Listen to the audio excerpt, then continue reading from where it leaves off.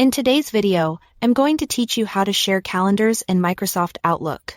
Sharing a calendar is a simple way to keep everyone aligned on schedules, deadlines, and availability.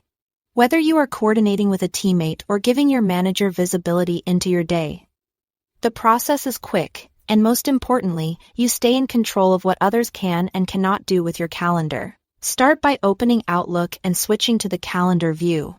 You can get there by selecting the calendar icon in the app. Once you are looking at your calendar, look toward the top of the window for the ribbon.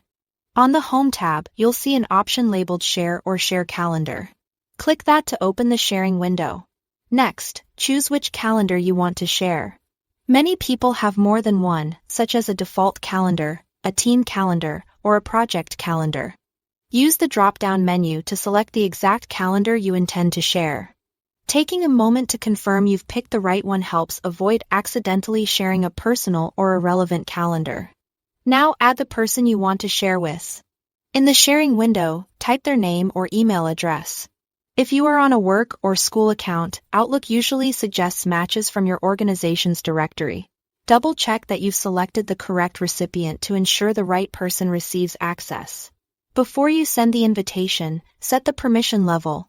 If you choose Can View All Details, the recipient can see your event subjects, locations, and notes, but they can't change anything.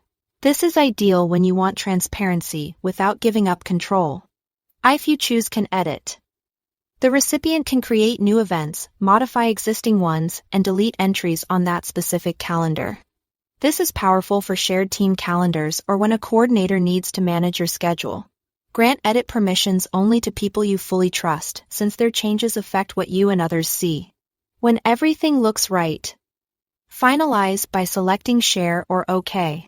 Outlook will send the invitation, and in many cases, the recipient will get an email with a button to open your calendar. Depending on your organization's setup, the calendar may even appear automatically on their side. Once accepted, they'll see the calendar exactly as you've allowed. That's all to it. Thanks for watching.